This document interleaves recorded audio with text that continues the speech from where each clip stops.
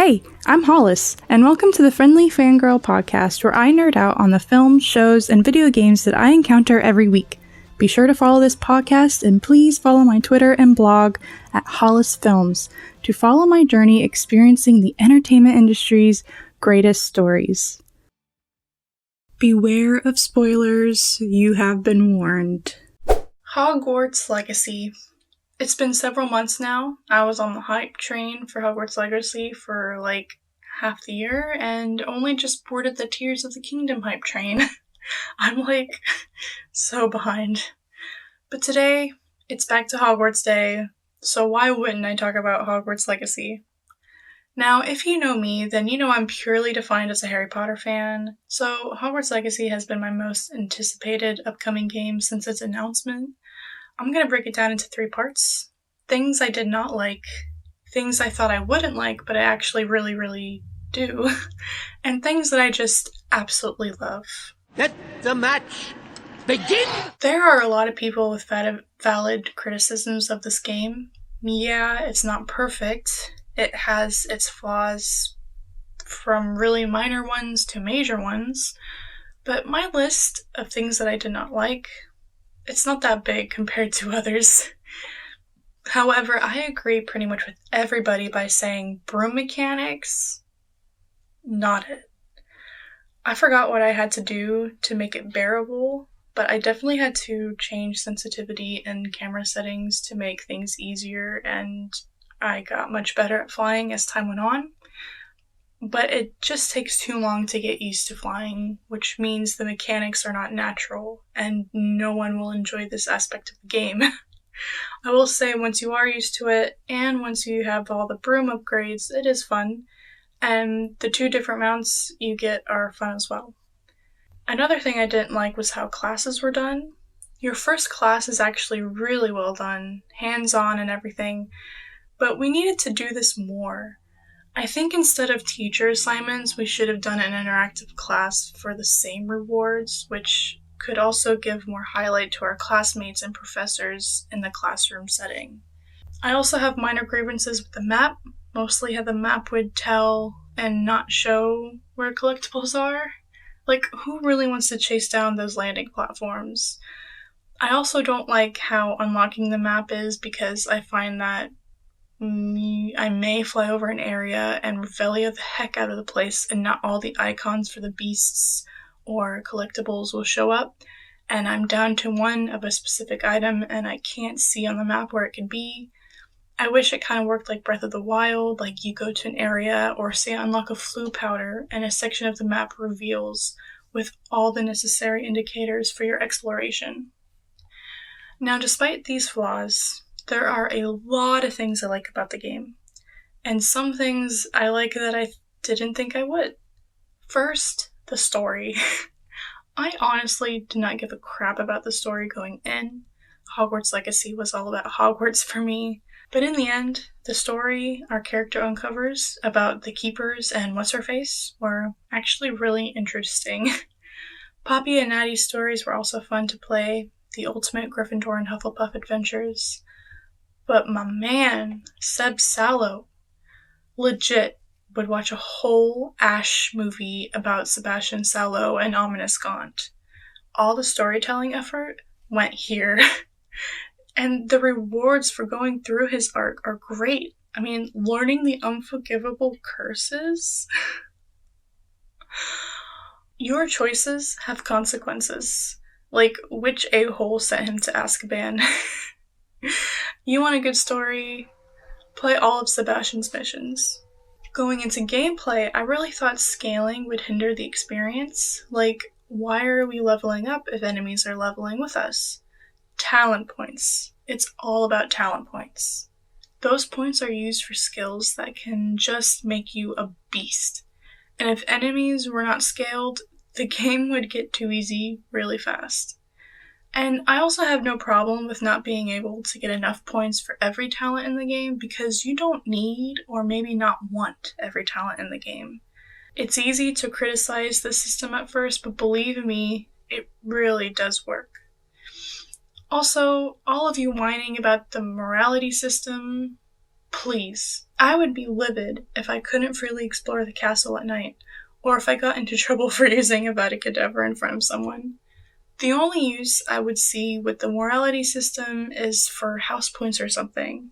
But I feel like Weasley would do a Yes, well done, Slytherin, however. And give your character enough points to win for your house to win anyways. And also, all of you whining about no Quidditch, please. The flying mechanics suck. Maybe it's for the best we don't have Quidditch. Now, gotta talk about what I love about this game and why it's my game of the year. Starting with the little things first. The music. No matter how good or bad you think Harry Potter, Fantastic Beasts, or Hogwarts Legacy is, no one can deny that the Wizarding World is full of amazing, magical soundtracks. The NPCs. They're well thought out for the most part, especially the professors. Go talk to them for optional dialogue to learn of their pasts. It's so interesting. And Serona is a trans character played by a trans actor, so middle finger to Rowling. Checkmate, boycotters. The combat is so much fun. Way better than I expected. It's totally my vibe, and I actually love that you only learn like 20 spells because you really don't need more than 12. There are at least 4 spells that I just never use. Exploration is fun, can be tedious, especially with the 95 Merlin trials. But given that I never cared about the world outside of Hogwarts and Hogsmeade, I can easily appreciate the different areas, their designs, the quests within them. Every village is different. It's fun. The beasts, totally invested, always putting a lot of effort into the vivarium, taking care of my so-called rescued pets. You can collect their fur and feathers and use them to upgrade gear, which is more useful the harder your difficulty setting is.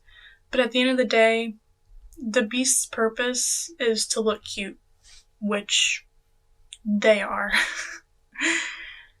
The only reasons why I wanted to play this game was to explore Hogwarts.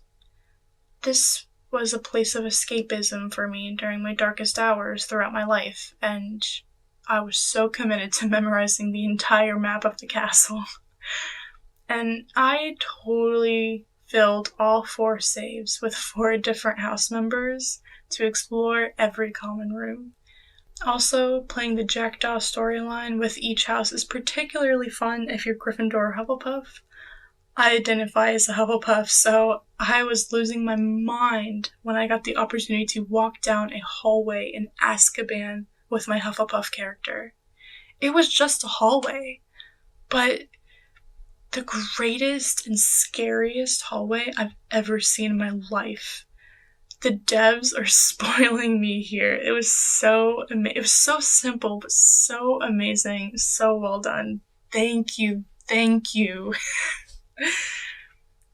With the castle being my first priority, I'm not disappointed at all. And this is why I hold the game so highly, more than most might.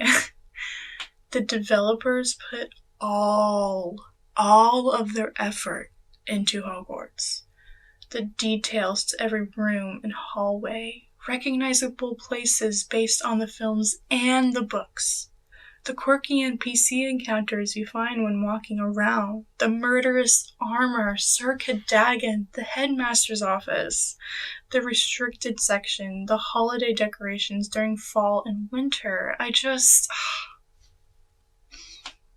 can't. I am in awe. This is my game of the year.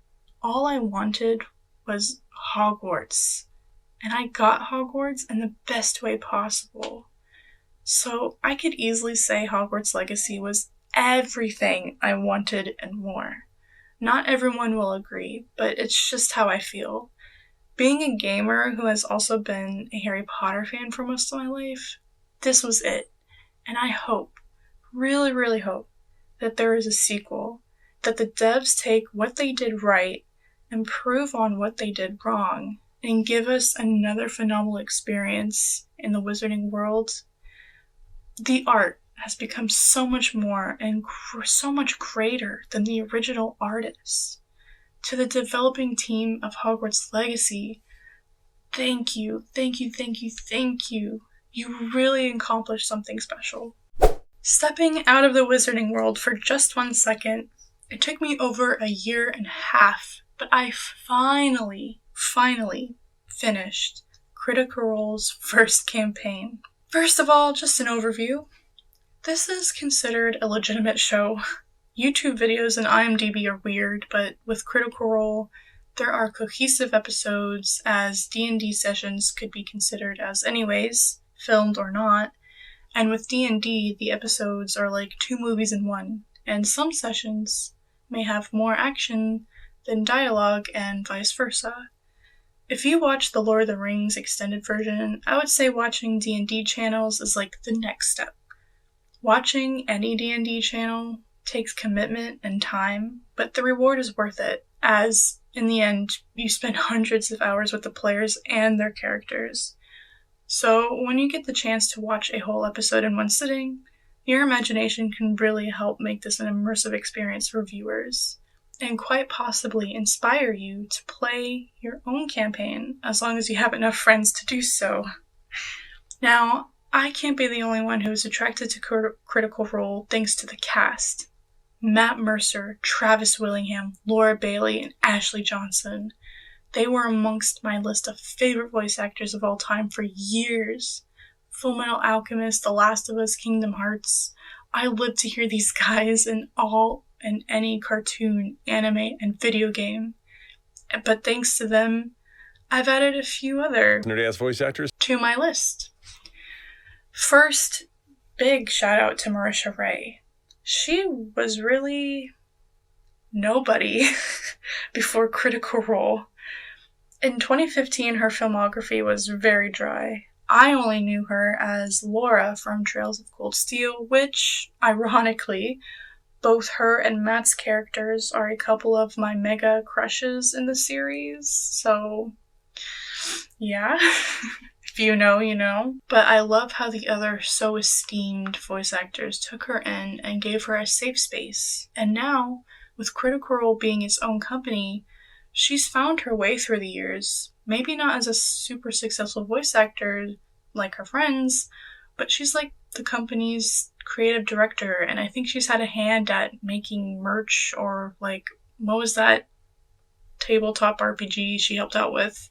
I heard that somewhere, but anyways, it's great to watch her through the years, finding her footing and becoming a success story in her own right after starting off as a bit of an underdog, surrounded by all these legends. I'm proud of her.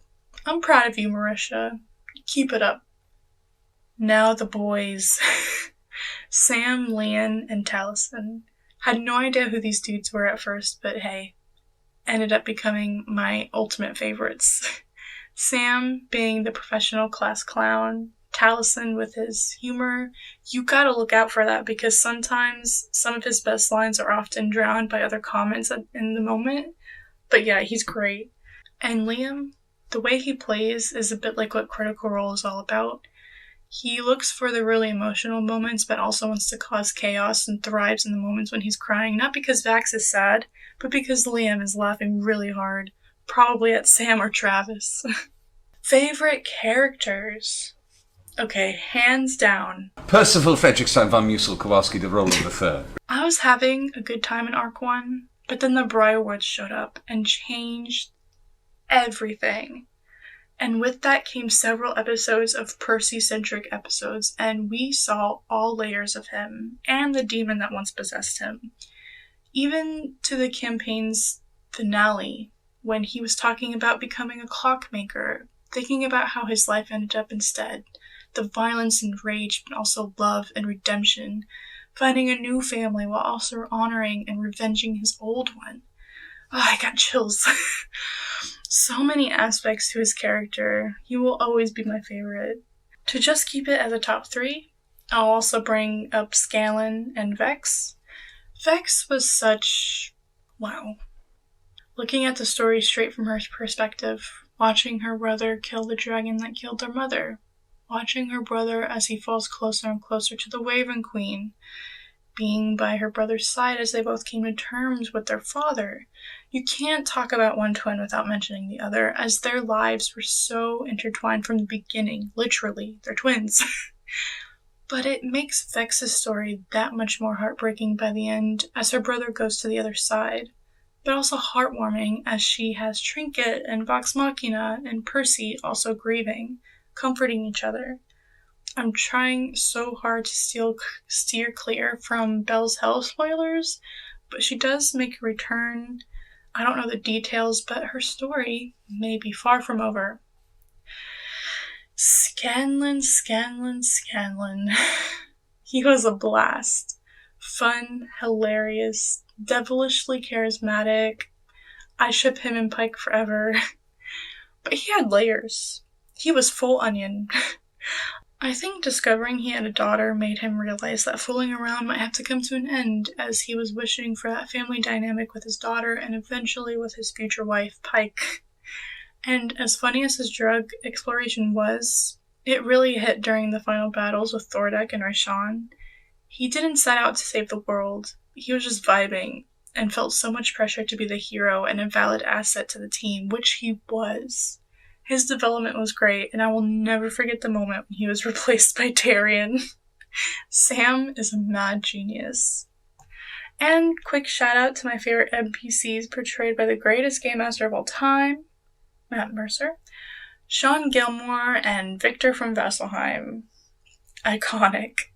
Also, I just kind of realized that the campaign ended and we didn't get a moment when Sean Gilmore found out that Vax was gone. And I know there are a couple of one-shots, like epilogue one-shots, and I don't think I'm prepared for that moment. You can't, that relationship was so critical. And I don't think Matt's just gonna let it not be seen. So, not prepared for that. Oh, gosh. Okay. Finishing up with the arcs themselves. When I think of the adventures of Vox Machina, the major plots that come to mind are the Briarwoods, the Chroma Conclave, and Vecna. It was all fun and games until the Briarwoods came along. I'll tell you, there was nothing else in this campaign that got me excited the way the Revolution of Whitestone did. Percy getting the final shots on pretty much everyone that was on his list. Iconic. By the Winter's Crest Festival, I was officially a huge fan of Critical Role. The Chroma Conclave was a massive storyline, taking up about half the campaign. And what an epic journey it was, as it seemed everyone had something or someone on the line. And then Vecna. I first came across the name in the campaign, and I kid you not, Vecna was revealed as the villain in a Stranger Things 4 trailer maybe a month later. Vecna has just been all the rage on my end. So finally meeting him, watching the party get killed by him, seeing that orb finally in action, I can't tell you how satisfying seeing this arc played out was. The epic 3-episode final battle in Vasselheim, right near Raven Queen Temple, seeing Cash and Zara, so much, just so much. And then it was over. I might have cried, but I can't tell you how happy I was. And sitting through the epilogue, wow. What this group of people accomplished, the stories they told, Matt's amazing mastering skills. Mighty Nine, you've got some mighty shoes to fill. September 1st is the momentous day where students take the Hogwarts Express and begin their year at Hogwarts School of Witchcraft and Wizardry. It's only right to showcase Harry Potter on this special holiday. Now that I've gone from Order of the Phoenix all the way through the Deathly Hallows movies, it's time to go back to where it all began. Harry Potter and the Sorcerer's Stone. The only film I can quote word for word. As a standalone movie, this is actually really good. The pacing is great and the mystery of the Sorcerer's Stone is told really well. I've seen this movie my whole life, so that twist at the end never fazed me. but for a newcomer, the villain reveal really was a cool plot twist. What's done really well is how we're introduced to this magical world through Harry's eyes. We learn the culture and customs of this hidden world more so than any of the movies of the series. We learn about the bank, the school, some creatures, and everyone's favorite magical sport. It's a fun adventure of meddlesome kids with a lot of themes that touch the heart, and I personally can never see anything wrong with it. It's just the perfect movie. Chris Columbus really knew what he was doing when he helped start one of the biggest franchises of all time. However, I would consider David Heyman the father of the films, as he has been deeply a part of not only all of the Harry Potter movies, but the Fantastic Beasts films as well. I appreciate both of their work on the films, but the unsung hero is none other than Stuart Craig, the production designer. Stuart Craig has been around for 10 movies in 20 years. One thing that stands out to me is, in every film, is the attention of detail on every set. That moment when Harry arrives in Diagon Alley, you can't help but react the way Harry does. The Great Hall is massive and beautiful. The Gryffindor Common Room feels like home. Every little inch of every set is well designed with tiny details that makes us more immersed in the universe, and I really appreciate it. When you watch a film with music composed by John Williams, the music has this way of being its own character. And we all know Williams is a master of creating iconic theme songs. I've listened to this soundtrack so many times, and I can recite every song note for note. Some of my favorite pieces of music of all time are in the soundtrack, and I will forever adore this and every other work of Williams. This is a cast of British royalty. I really have to acknowledge Alan Rickman and his performance as Severus Snape. I've seen several of his other roles. As you may know, he's been talked about on this podcast a few times now. No surprise to me that he was hand-chosen. Maggie Smith and Robbie Coltrane were the only people that were meant to play McGonagall and Hagrid, and Richard Harris as Albus Dumbledore was a superb first choice for the Hogwarts headmaster. The Sorcerer's Stone is not just the first chapter of Harry's story, but the first chapter of the Golden Trio. These three kids, from three different backgrounds, pushed aside their differences and not only became fierce friends, but one unstoppable team. And for the first time in his life, Harry was able to learn what having a family could be like. When Dumbledore says, "It does not do to dwell on dreams, Harry, and forget to live," he was trying to tell Harry that though he yearns to know his parents, the family he needs is right there for him already, and this continues to be a theme throughout the series. Daniel, Rupert, and Emma as Harry, Ron, and Hermione couldn't have been cast better. Their acting gets better as the series goes on, but the first movie only required them to be cute, and they succeeded. My favorite scene is the final scene of the movie, when Hagrid gives Harry the scrapbook. The admiration Harry has in his eyes is a moment where magic didn't come from a spell. As Dumbledore said right before, love is the strongest kind of magic. The famous line that follows, "I'm not going home. Not really." gets me every time. As the movie ends with an extreme wide shot of the beautiful Hogwarts castle, I'm crying. As John Williams' music blares through the credits, I'm always left thinking about how, when I was in my darkest moments, Hogwarts was always there when I needed it most. As J.K. Rowling once said, "Whether you come back by page or by the big screen, Hogwarts will always be there to welcome you home." And no matter what I do, what movies I watch, what controversial thoughts, rolling tweets, this is the movie I come back to every year. And that feeling of happiness has never gone away. Speaking of the devil, J.K. Rowling created something bigger than herself. I'm gonna say it again. Over 20 years later, after the first film released, the fandom is so large and so supportive of each other. No matter what Rowling says, she can never take that away. That's why through all these controversies, I've stood by the series and the franchise, not for her, but for the boy who slept under the stairs, for the know-it-all who is the brightest witch of her age, for the loyal friend with flaming red hair and hand-me-down robes, and for all the characters that call the Wizarding World home. The art is greater than the artist, and I will Always. be a part of it. Keeping the Back to Hogwarts hype train going. Star of the week, Daniel Radcliffe. Radcliffe was your typical London boy with a literary agent father and a casting agent mother. Both apparently acted on a casual level as kids, so I guess it was a pastime they saw fit for Daniel as well, especially considering he seemed interested. He managed to land minor roles in a couple of projects as a kid, including a 2-part BBC miniseries also starring Maggie Smith. Other than that, he had a pretty normal childhood. That is, until you know who. Harry Potter! Harry Potter! Sorcerer's Stone, Chamber of Secrets, Prisoner of Azkaban, Goblet of Fire, Order of the Phoenix, Half-Blood Prince, Deathly Hallows Part 1, Deathly Hallows Part 2.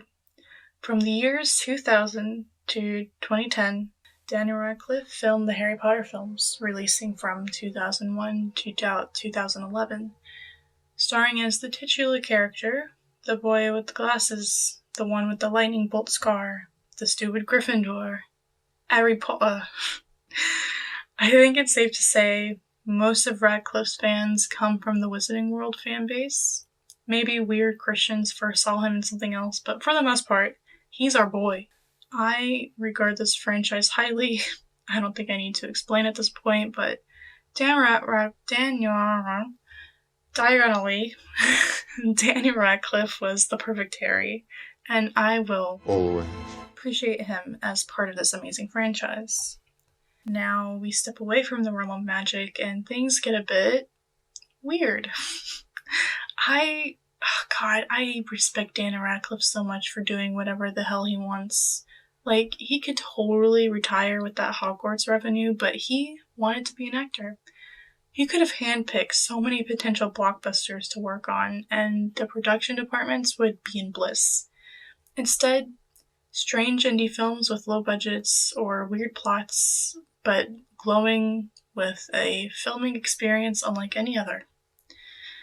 Now, yeah, I'm a Potter fan. Of course, I've seen a lot of Daniel's post-Potter content. So I'm just gonna scroll through his IMDb live and kind of say what I have or haven't seen and let you know if I recommend it. Let me see here. First movie he did after Deathly Hallows Part 2 was The Woman in Black, which I had the DVD for. It was a bit popular in sleepovers that I was in high school. It was actually a really good horror movie, and I watched it either last Halloween or the Halloween before, and I still liked it. It still kind of holds up. Kill Your Darlings? The only thing I remember about that movie is that I liked it, but I couldn't tell you why. I liked it though. Horns? That was really famous. I remember that. I did watch that. Definitely seemed like that was probably the first weird movie Daniel did. Like, that was like his stepping stone into all the other weird roles that he has done since. A Young Doctor's Notebook and Other Stories. I think I saw that. It was on this weird channel. Like, you know how your cable, like if you have cable, like a certain cable, like I think we had Dark TV at the time, and they have like those weird channels that have like, it was on one of those channels. Well, not like your regular TBS or TNT channels, but like one of the weird ones. I think I watched it just because he was in it. It was kind of weird. Trainwreck as the Dog Walker. That only catches my eye because there is this very famous photo of Daniel Radcliffe walking like 10 dogs and smoking a cigarette. And it's a really iconic movie. Or a really iconic photo. I don't think I've ever seen the actual movie though. I just know the photo. Victor Frankenstein. I think my mom wanted to watch it because he was in it. Is that the one with James McAvoy? I really don't remember. I don't remember. I know I've seen it, but I don't remember. So I don't know if that means it was good or not. Swiss Army Man. Dear God. Swiss Army Man. I I really want to forget about that movie. I've seen it twice now, and I just... too many.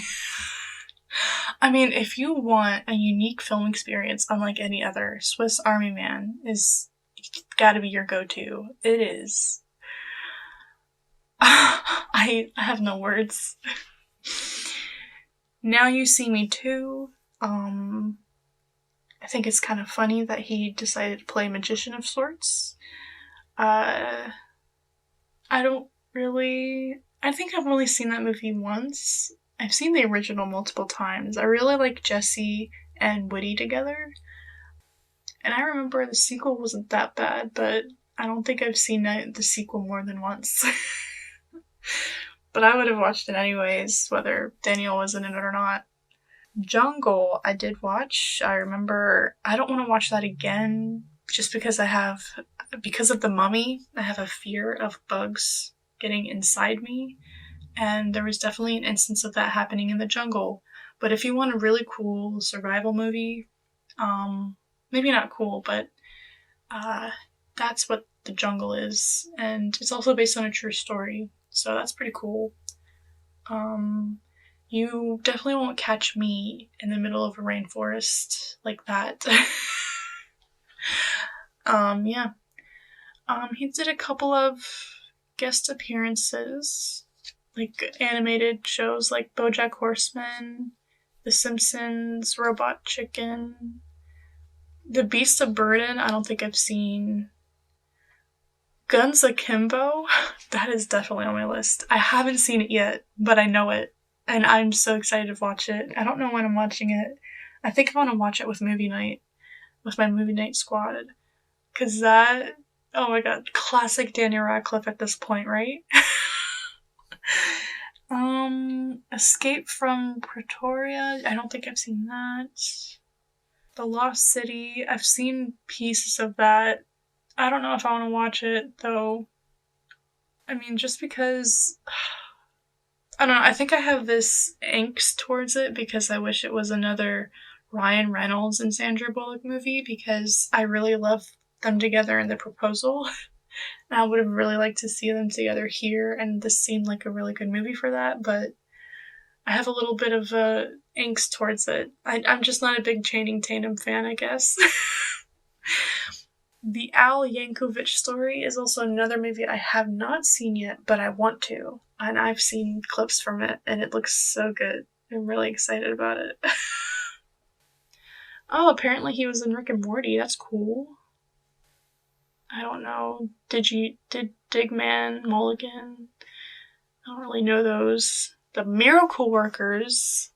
Okay, so I have a movie night club, and we kind of do these intermission portions where we watch a show, an episode of a show, and lately that show has been Miracle Workers. We're almost through season 2, I think. Really looking forward to season 3 because that's when Daniel's doing that stripper dance. that went really viral. And season 4 just came out, and it's, what is it, Apocalypse or something? So, looking forward to seasons 3 and 4. And, I mean, seasons 1 and 2 were not bad. I think the cast is really great, but I'm specifically looking forward to seasons 3 and 4. And that seems to be about it. I'm sure he's got a lot of upcoming things, but I don't have that filter on. So, yeah, that's Daniel Radcliffe's filmography. Yeah, so now to get to the most present update, I must talk about Radcliffe's work on stage before I finish, because we all know those Brits are their best on stage. Gotta please their Shakespearean culture, you know? I think we can all remember Daniel's first major stage role in 2007 in the West End production of Equus, or however you say that. I just remember seeing the very iconic photo of Daniel Radcliffe naked in front of a horse. You thirsty witches. He ended up going to Broadway with this role for some time the next year. Radcliffe returned to Broadway in 2011 in the musical How to Succeed in Business Without Actually Trying. Oh yeah, I remember seeing him during the Thanksgiving Day Parade performances that year. this is pretty significant. I mean, this was as far as Harry Potter as you can get. Like, he wasted no time in trying to change his public image.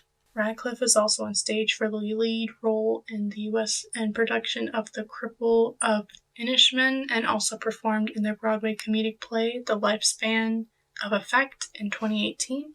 Now we're here with Daniel Radcliffe's latest endeavor, Merrily We Roll Along.